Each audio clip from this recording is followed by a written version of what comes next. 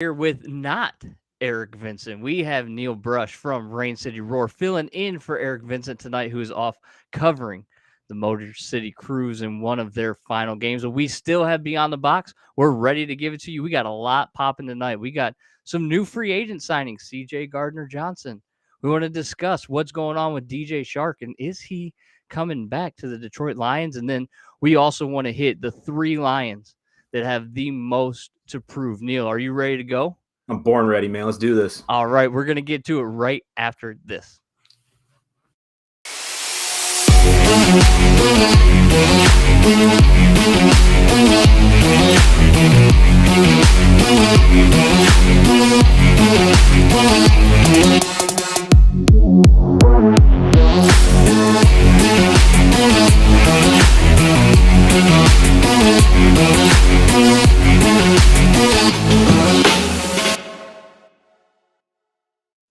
Here we are and ready to go. Let's hop right into it. And maybe you went to bed early, maybe you didn't go to bed early, but you found out last night that CJ Gardner-Johnson is a Lion. It's a Detroit Lion. He is a Lion. Yes, sir. The top, according to Adam Schefter, the top defensive free agent is now off the board.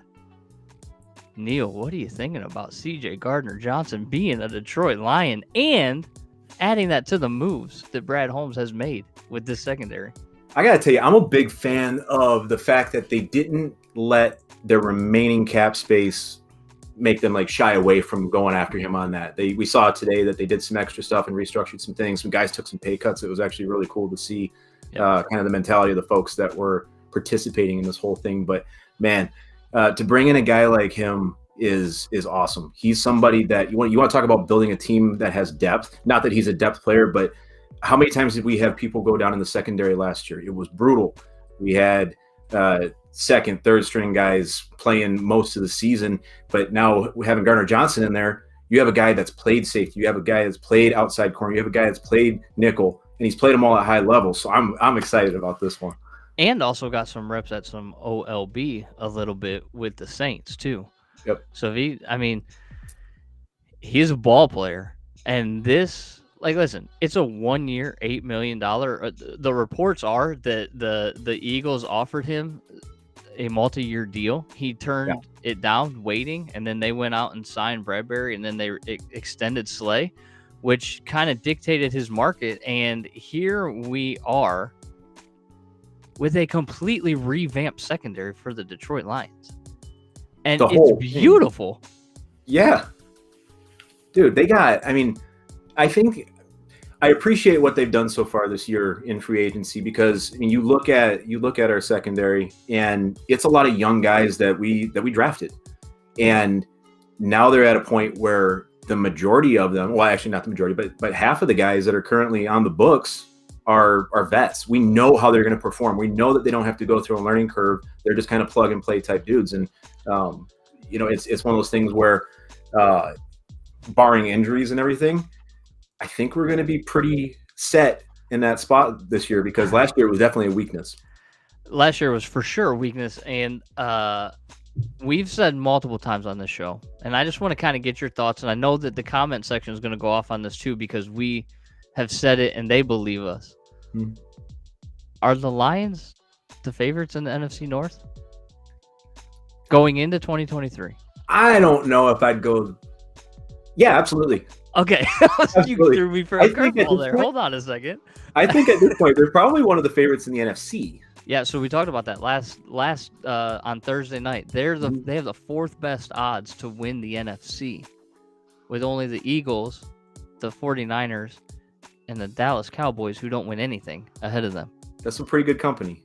Some pretty good company, but it also means that you have a really good draft, and you're one of the top 2-3 teams to win the NFC.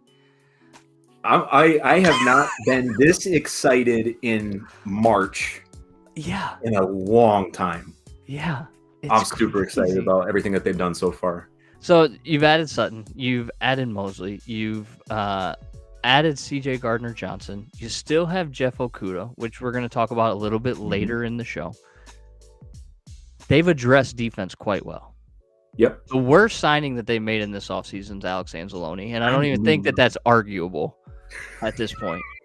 The money that they gave him and the years that they gave him, I just think it was the worst contract imaginable, but it happened, and they addressed the defense. What they have not really done is address the offense, aside from Graham Glasgow and David Montgomery. Mm-hmm. There's still a need at wide receiver. Yep. Do they go after DJ Chark? Do they try to retain DJ Chark? I wouldn't. I mean, granted, he was hurt for the first chunk of the season, but I mean, what did we pay him last year? $10 million? $10 million for a 1-year deal. $10 million. The guy caught 30 balls. You can find that somewhere else. We still got we had Cephas, who was on the sideline all year, hurt last year. I still think that he's got some potential to do some stuff. You've got Raymond, you've got Reynolds, you've got Jameson Williams, you've got the Sun God. Yeah. I don't see all that. I wouldn't spend that much money on him to bring him back. Not for that. So his market value, according to SpotRack's, not even $10 million. It's like $9.5. And if people have watched this show consistently, which we have some very consistent viewers, and I do want to say shout out to all you, like Drina, who's watching from Detroit, she said, and we got Jacob on here. We got the Lion King on here as well. Jacob and David as well, and Joseph. Like, you guys, thank you for commenting. And if you watch the show consistently, you know that I'm not a huge fan of retaining DJ Chark. Or I haven't been up until today, actually. Because when we started researching this, when I started talking about this, listen, DJ's been meeting with the Carolina Panthers. He's taking other calls. We get all that.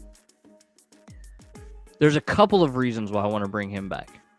Number one, unless you're planning on spending pick number 6, pick number 18 on Quentin Johnson, which I don't think he's going to be available at 18.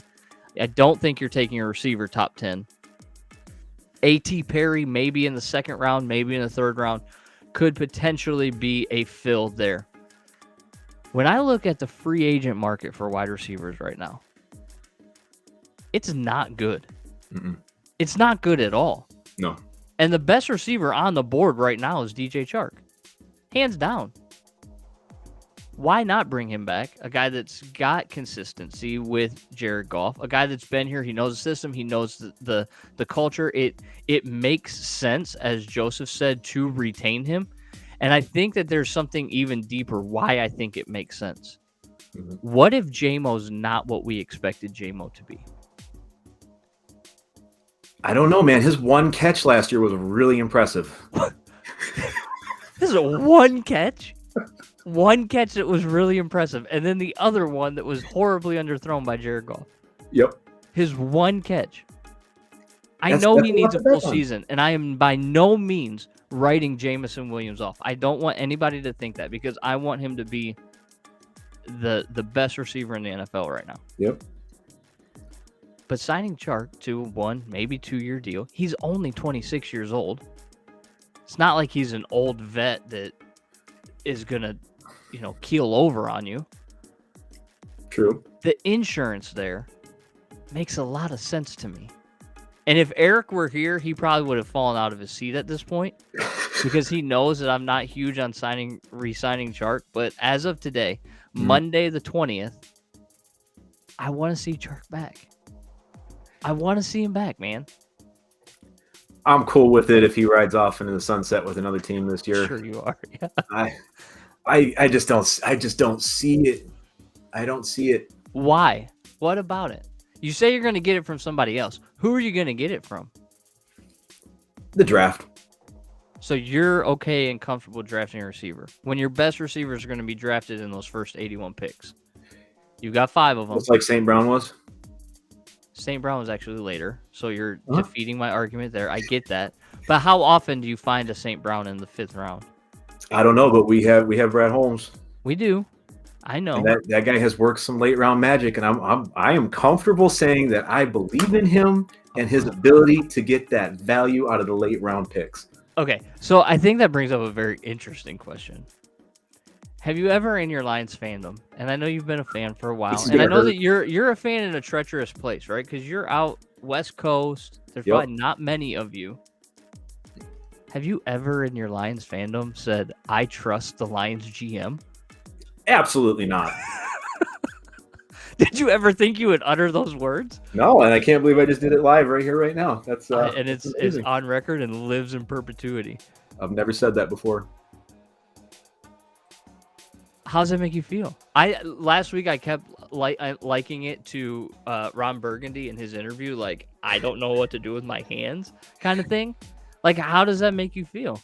Well, first off, you got me really thinking about my life and where I went wrong in a lot of places. But we call it I say that, and I don't feel like I'm going to regret saying that. No, I mean, we've had 2 drafts with him now, and the guy hits on his draft picks. He does. All the way back into like the 6th round with Rodrigo and James Houston. Like, yeah, it's fun to watch. And coupling what we know about Brad Holmes and his draft, along with this free agent stuff, you can't help but be on the Mount Everest of fandom with the Detroit Lions going into 2023. Yeah. It's like Hard Knocks on crack.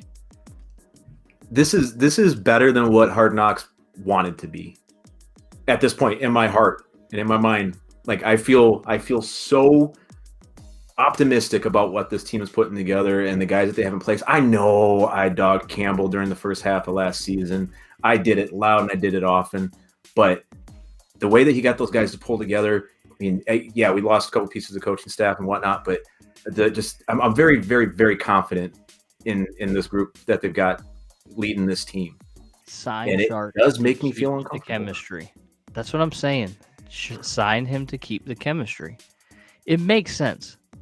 And we're going to get into this when we talk about the lines that have the most to prove. Okay? Yeah. But there's something to be said about that chemistry. And again, if Eric were here, he'd be falling out of his seat because I have for weeks been like, we don't need Chark. We don't need Chark. We don't need him. Like, we don't.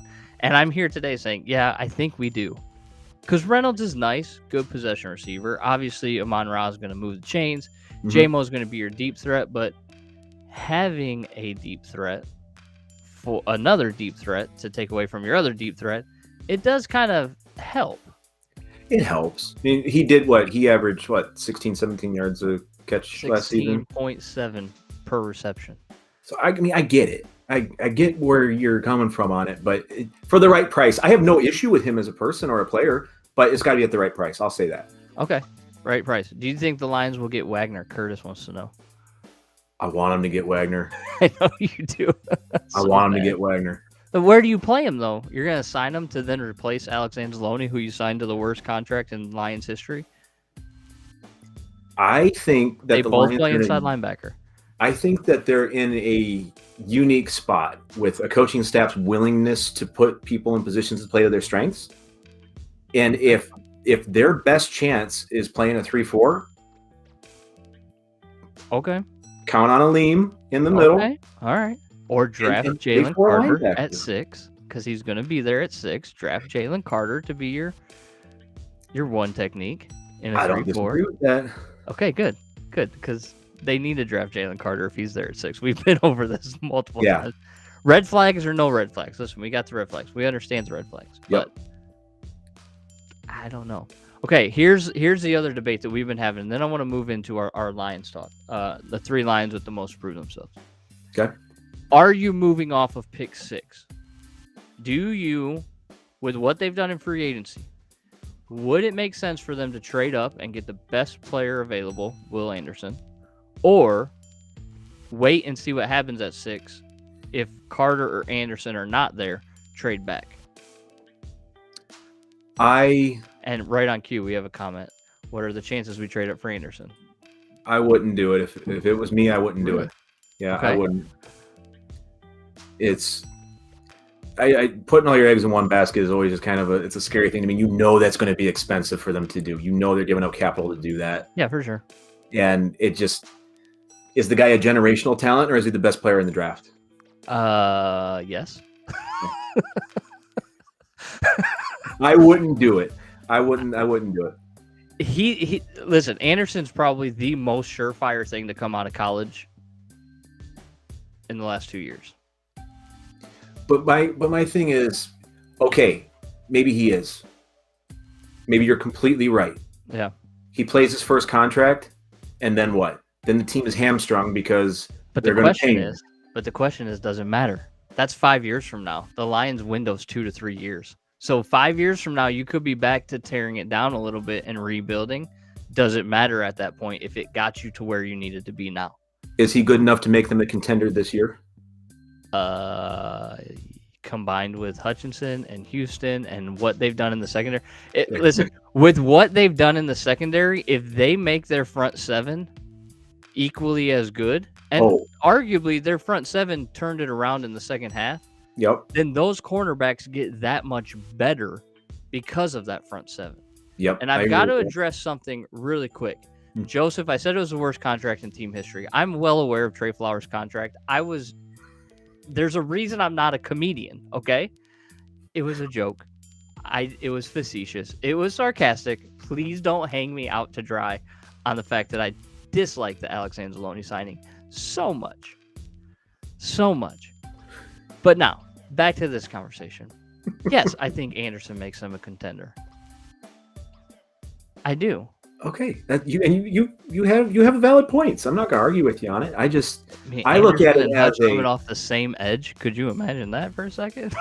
That would be scary. Yeah, and then Houston bookending it on the other side on passing downs. Nobody would stand a chance.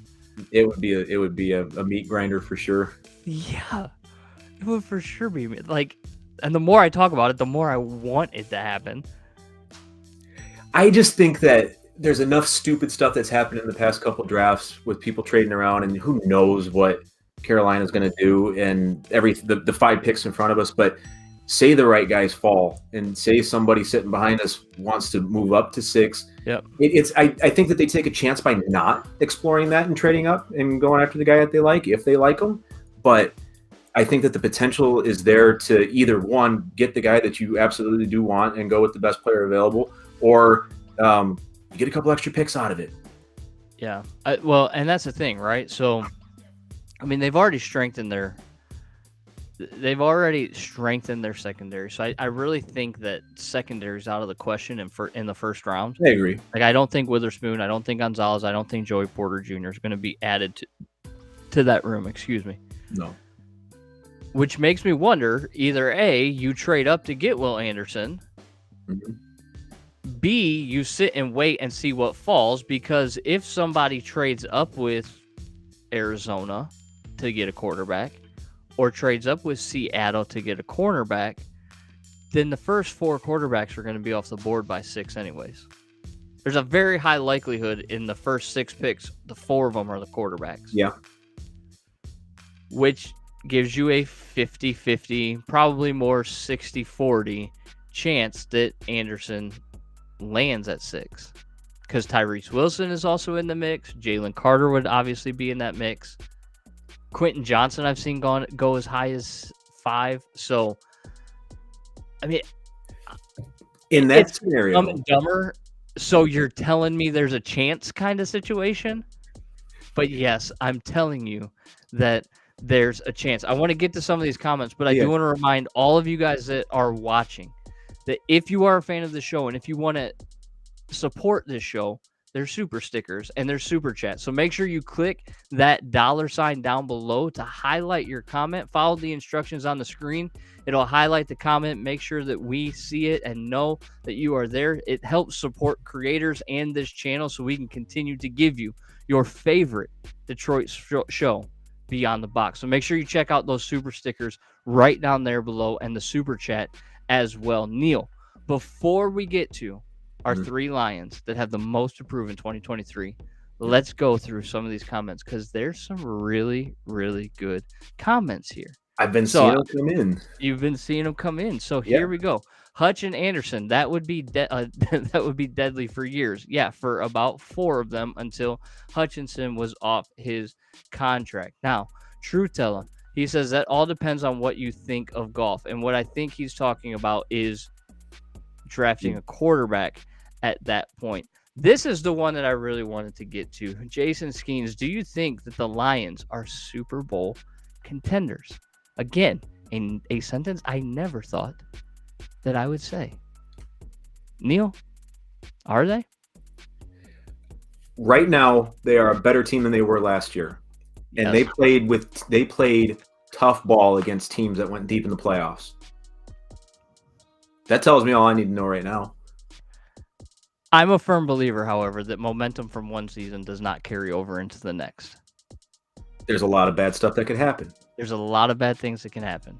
I'm going to knock on wood real quick. But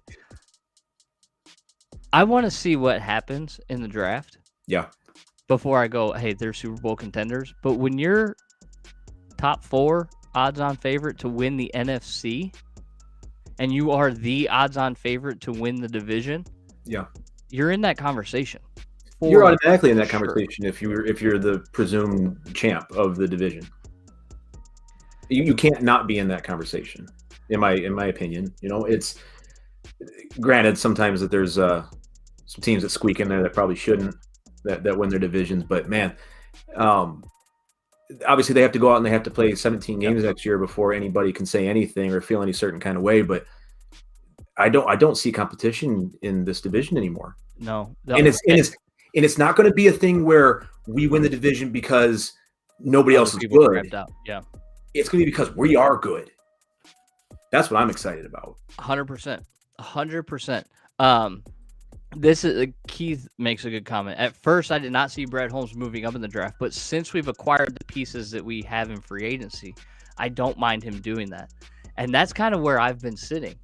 Like, seeing all these moves come in from free agency, I'm like, you don't need to be at 6 to get a corner because you've literally re-signed 3. You've signed 3 corners. Yep. Will Harris included. You brought him back. So you've really signed 4 corners. You've got Kirby Joseph and Tracy Walker coming back at the back end. Not to mention Gardner-Johnson can be a back end piece as well. And Kirby Joseph was a pretty doggone good corner in college as well. Yeah. So like they have versatility too, right? Yep. So now do you make the move to get the best player in the draft? Or as somebody else brought up, do you draft a quarterback? So I will say when you initially talked about moving up, I was picturing from like 6 to 2. Yeah. Not 6 to 5. No. You would. Well, 6 to 5 may not cost you pick 18, so you could still have 2 picks in the first round. That I would do. If he's sitting there at 5, yeah, make a phone call and see if you can snag him. But it depends on what they. I wouldn't be mad if they drafted the right quarterback. I'm not going to say who I think the right quarterback is right this second. But you should say who you think the right quarterback is and why you think it's Anthony Richardson. Because he's the best quarterback in the draft, in my opinion. He's the best football player in the draft. So here's the deal. When I've done mock drafts, I've looked. The highest I would trade up is 3. Okay. To Arizona. Because that's the first team that does not need a quarterback. Okay. That's going to be expensive, though. Yeah. Plus, we don't know what Indianapolis is going to do. We don't know what Atlanta is going to do. We don't know what Las Vegas is going to do. I'm not moving up to draft a quarterback. I wouldn't move up, but I would take him at 6. If Richardson's in there at 6, I would take him. I don't think I would.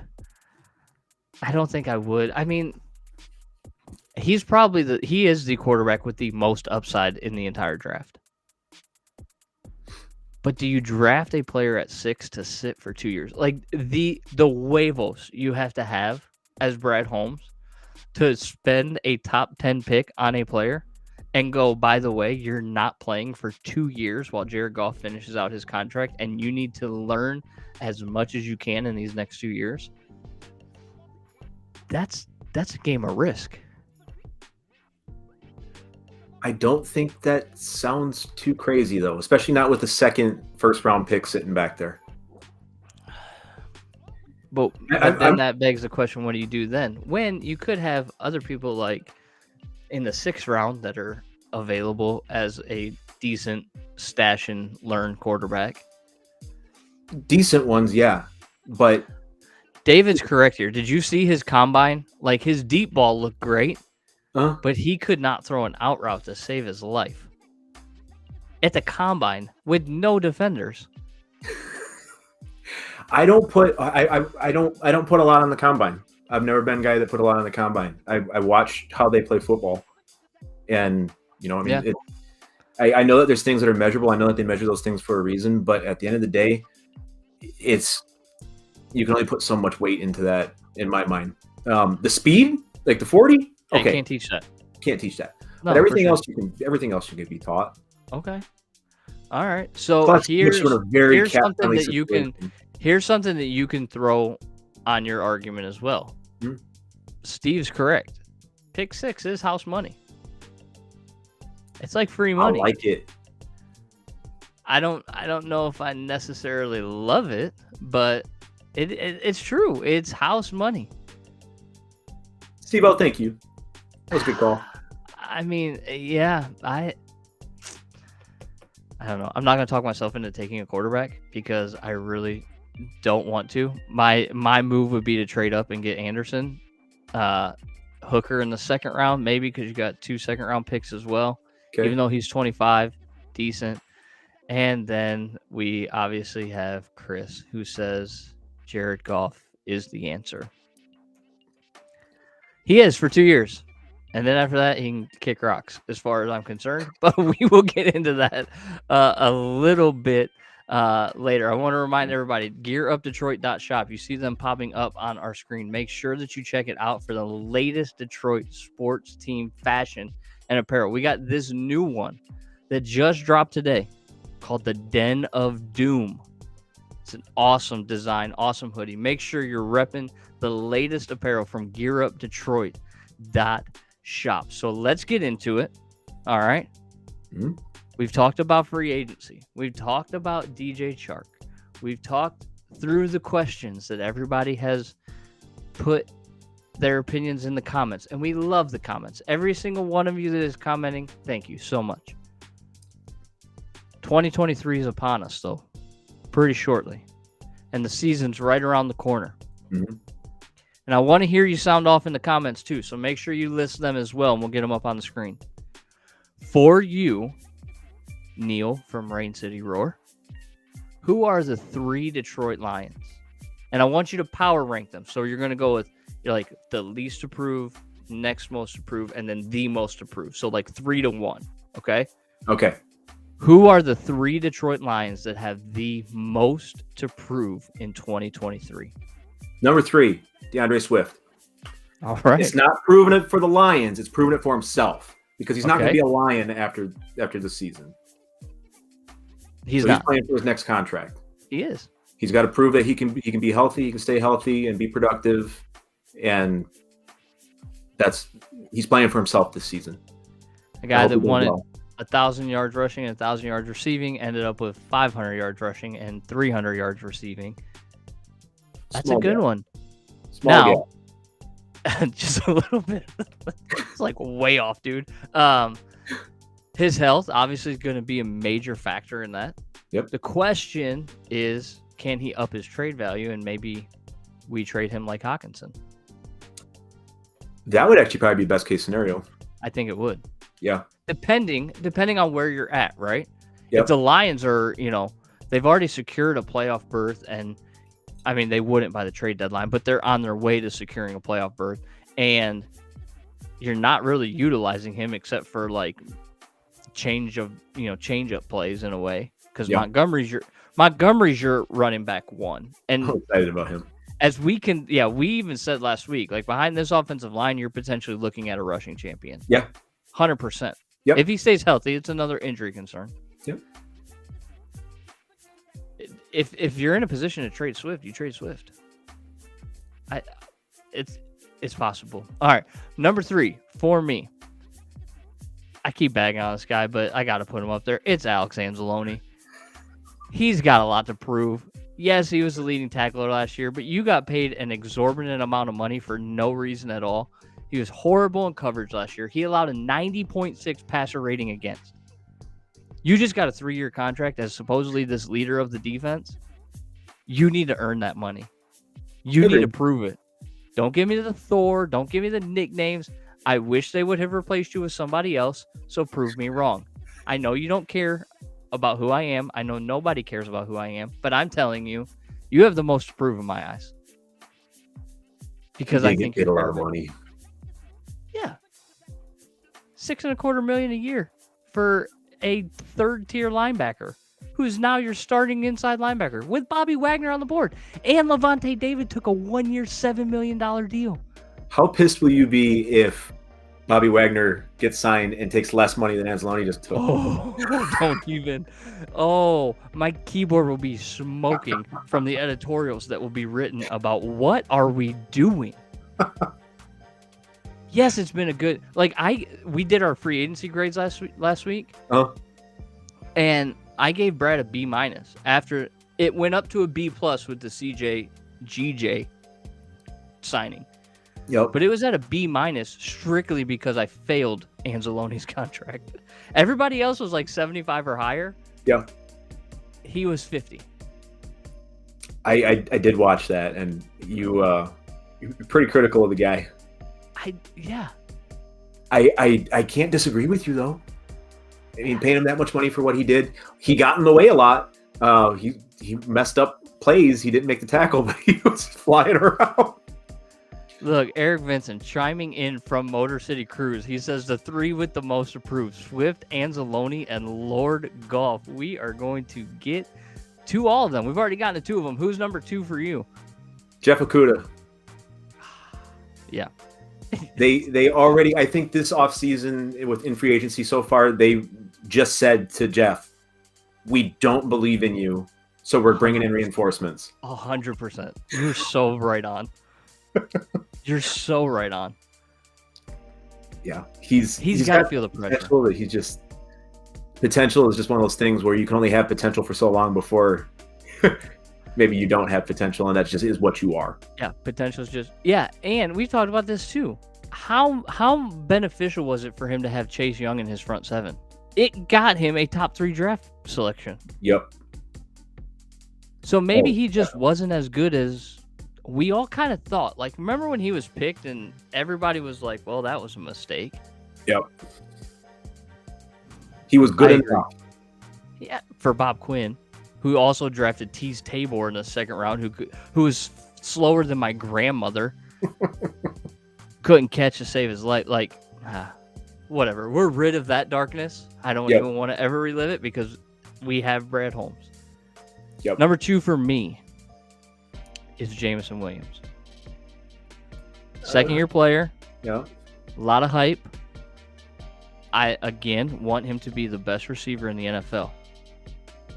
But I want to see him earn that 12th overall pick. We traded up for him. Yeah. And I need to see it proved. Hot take, Okudah will be traded draft day. Oh. As long as that's in a package to move up to 3 with the Arizona Cardinals, I'm okay with that. And then we draft Will Anderson. I'll take that. You can have 6 and Okudah and something down the line. We'll take Will Anderson. Obviously, that's facetious, but I'd love it. Back to JMO. He can be a game breaker. He can be that guy. I want to see that run that he had. Yeah. Dude. I want to see it. And this isn't a negative. This is, hey, I want to see you prove this, man. Like, be dynamic. Be the guy that we know you can be. You're the 12th overall pick last year. Go prove it. You were hurt. You got a pass for this year. I'm not even mad. Yep. At all. And when you came in, you made an impact in those games. Go prove it. Follow up what you did in those last, 6 games over a full course of the season and make our offense that much better. Yep. Yeah, if they can find a way to get the ball in his hands as much as possible this year, that's gonna be fun. Oh, we got to call out for Brock Wright. That was the most improved. What? Oh my gosh. Hey, you know what? It is my brother Matt, so I do have to kind of give him crap a little bit. But it's like, seriously, a tight end that's one of three. Okay, whatever. Everybody's entitled to their opinion. It's America. We have this thing called free speech. Who's the number one guy that has the most to prove for you? Jared Goff. Oh, Hands down, Jared Goff, because this we agree on this.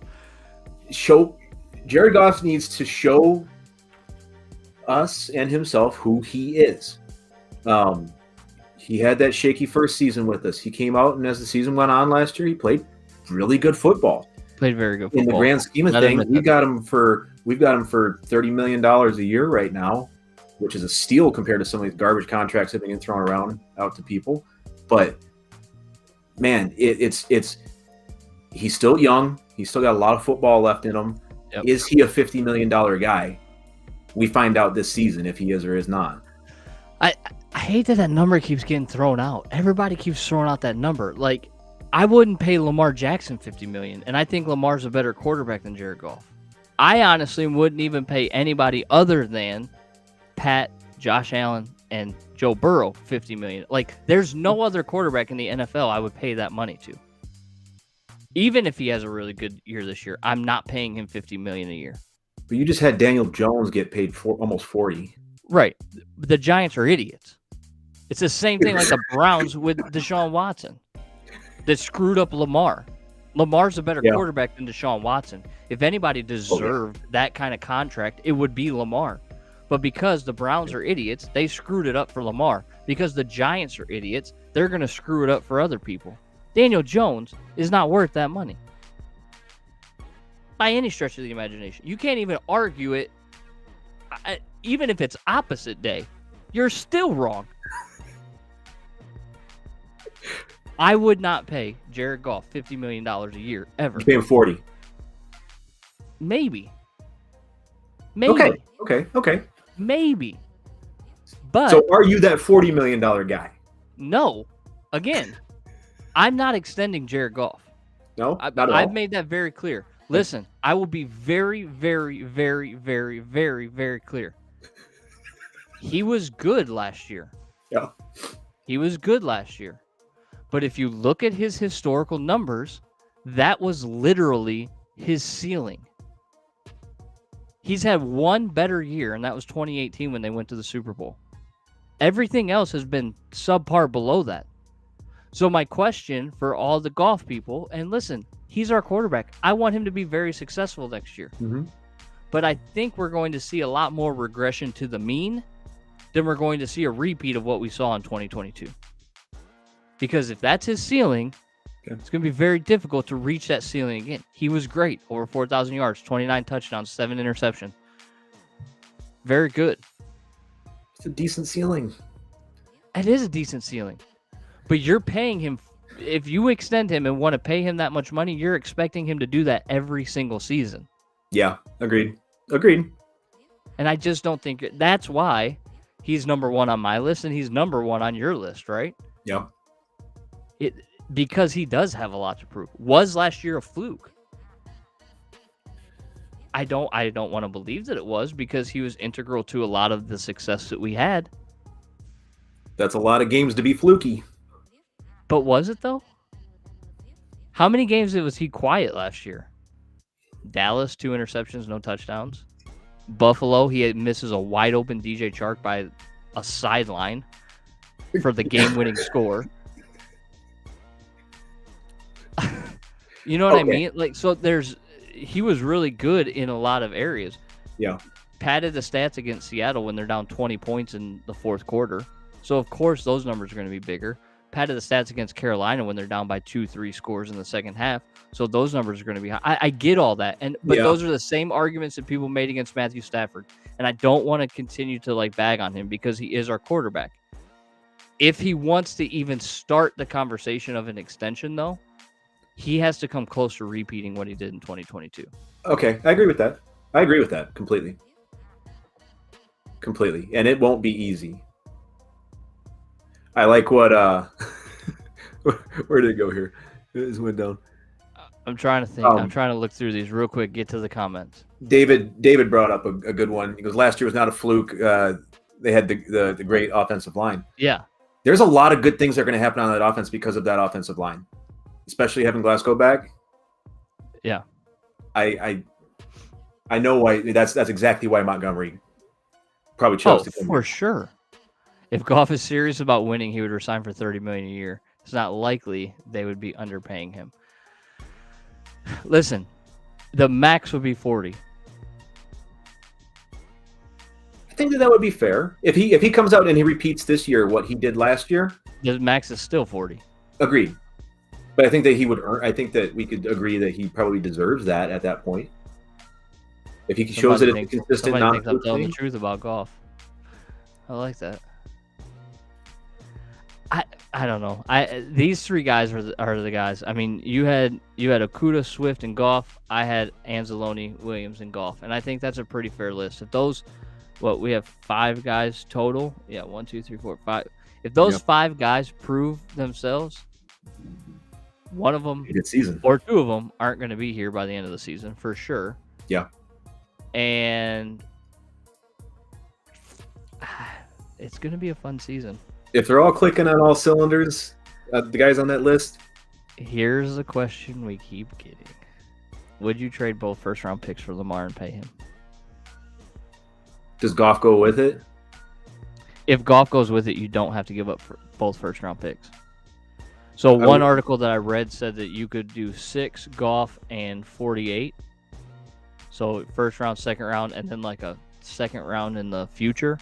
And you'd get Lamar and like their 6th round pick this year. I would take that. But then you're paying him. And you're paying him between 40 and 50. You're not paying him. Getting him signed this offseason is going to be cheaper than doing it next offseason. Here's another name, CJ Stroud. Don't like it at all. No.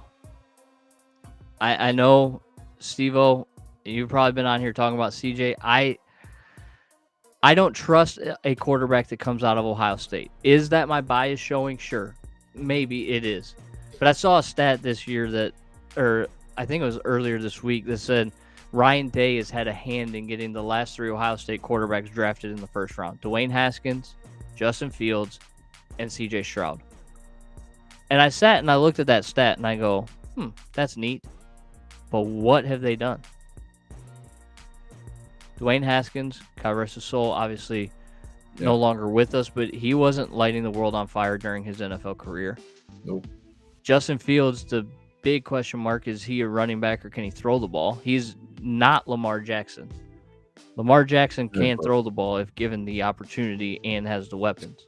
Mm-hmm. So I just don't know if I trust CJ Stroud. I don't. Don't scout the helmet, scout the player. I'm with you, Steve-O. And I've watched CJ Stroud a lot. There's something in my gut that just doesn't like him. Yeah, he had a really good game against Georgia. I'll give you that. But against the NFL defense and quicker reads, and I don't know. I don't know if it's there. I think he's the best of those 3. Oh, those 3 Ohio State quarterbacks? Yeah. Yeah, I would agree with that. But I don't even think he's the top quarterback prospect in this draft. No, and if he goes first, that'll probably make me scratch my head a little bit. Maybe. I think he does go first. I think Bryce's size hinders him, and I think that Carolina takes Stroud. Which, fine. That's fine. Yeah. I think Bryce goes to Houston, and then the draft begins at 3. Agreed. Because then either Arizona's going to take Will Anderson or they're going to trade out to a team that wants to get the next quarterback, and it's going to be Anthony Richardson, and then I think Will Levis goes 4th out of that group. Okay. That's just my prediction. I could be way off, but that's just, my prediction. Here's the deal. Neil? Yes, sir. I want to say thank you for stopping by tonight. No problem. I know you're also going to be on our show tomorrow filling in for Eric, so I want to thank you for that in advance. No to problem. Everybody that's been here, I wanted to let you know that you are appreciated and that we love you. I want to remind you of the new schedule for Beyond the Box. It is Monday nights and Thursday nights live at 9 o'clock, where we are interacting and building a Detroit sports community here. So make sure you're here at 9 o'clock, ready to go. And then we will drop another episode Tuesday and Friday at 5 o'clock, giving a little bit more analysis and deeper dives into the topics that interest you the most. So for Neil Brush from Rain City Roar, I am AJ Riley. This has been your favorite Detroit sports show with another favorite host to add to the mix, Neil. Thanks for stopping by, bud. We will see you guys tomorrow at 5 o'clock for our next show.